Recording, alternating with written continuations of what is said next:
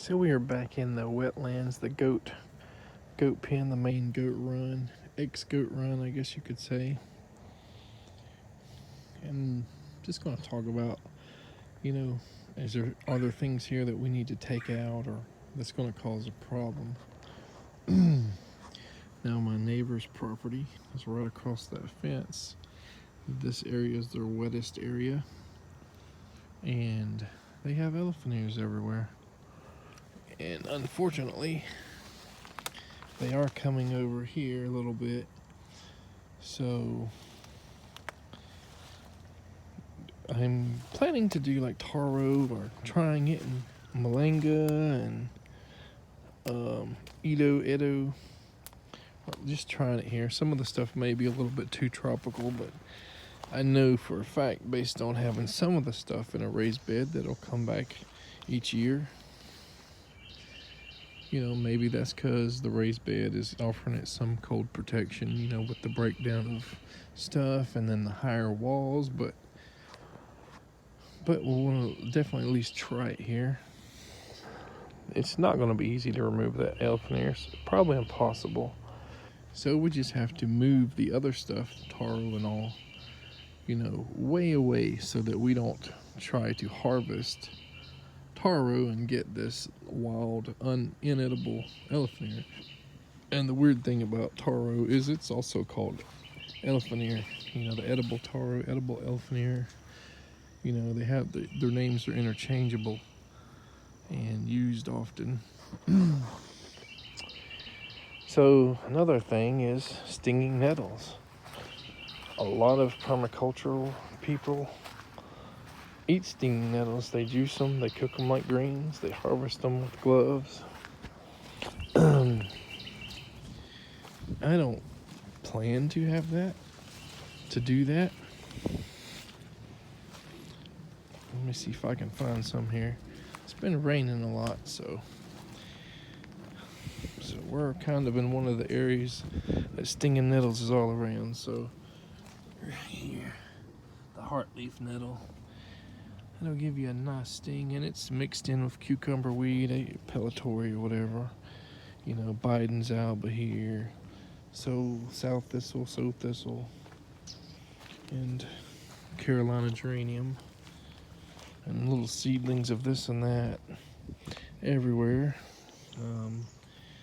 Black nightshade, aka garden huckleberry, hawksbeard. So we've kind of already talked about a lot of the stuff that grows here. But do we take out, certain things?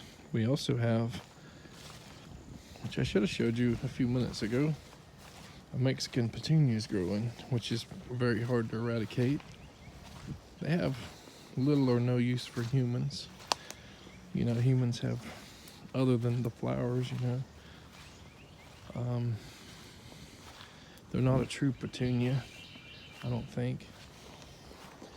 Let me see if I can zoom in there. There's a bed of them. These are the purple ones. But chickens, poultry will eat these. And there's a few other livestock animals that I hear will eat them.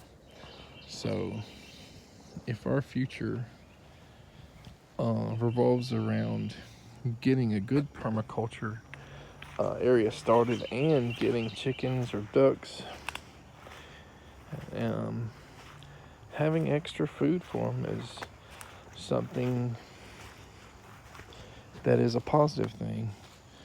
In my experiences with these animals is when you raise them in a pen, like you're hatching them out, putting them in the pen, until they get big enough to go on the ground, they eat all of these weeds. If you put them in their cage, they go crazy for them.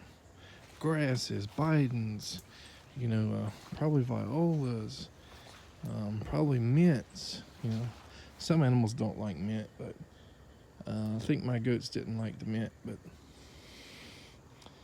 yeah, hawksbeard, mulberry leaves probably. Goats love mulberry leaves. There's just so many different like wild lettuces and different things that they will go crazy eating in their cage. And when they hit the ground, as free range birds, they'll starve to death. They'll pick through it and get a little bit, but they would rather starve to death than eat it, which is, and that may not be everybody's experience. It's mine though. They would, you have to feed them a lot more on the ground, and they get bugs and everything, but when you're kind of in the city or out of the city, kind of an in-between zone, people have dogs and cats and all kinds of stuff that will bother these birds, so they kind of confine themselves sometimes in those situations. Okay, there's a dog on the other side of this fence, don't go past here. This is our little foraging zone. So if you had a lot of land, you probably wouldn't have to feed them much at all. But when you're confined, they just seem to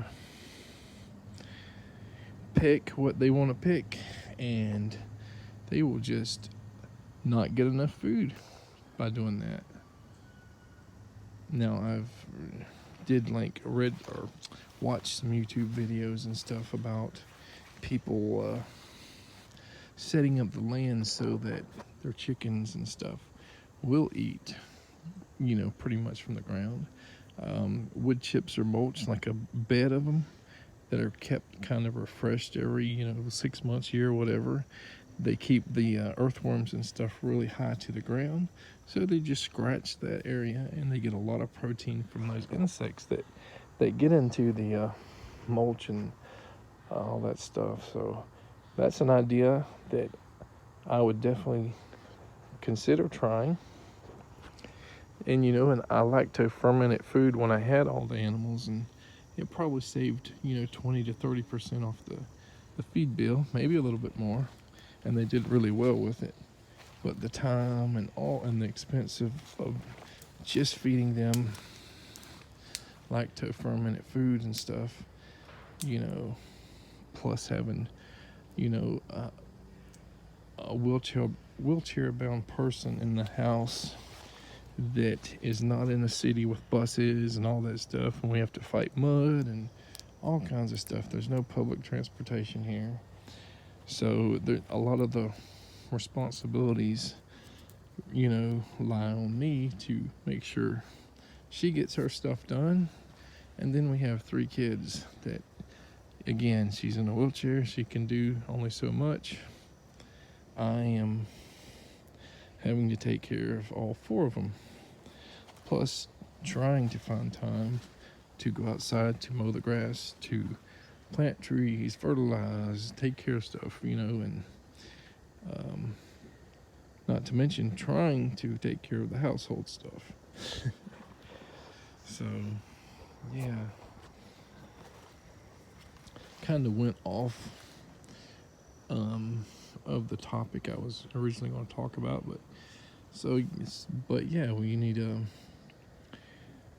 this kind of stuff in free range or non-free range environment. It seems like the chickens and stuff, they want you to pick the grass, cut it, get it ready for them, lay it out somewhere, the weeds, grass, fruits, vegetables, whatever, to feed them.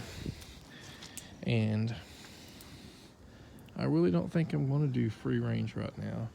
I think they'll have a chicken pen, duck pen, whatever, either higher ground or, put a lot of sand and all and build it up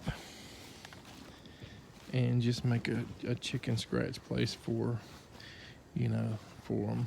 The mulch method, requires some land to do it, and that's kind of free ranging. So the question goes back to, what should I keep? What should I get rid of? If it's not beneficial to me, is it beneficial to ducks and chickens? Does it bring in pollinators?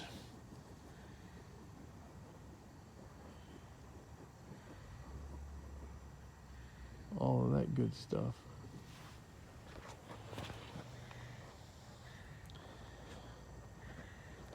So taro, inedible taro. I do not, like I said, I do not want to plant with edible taro.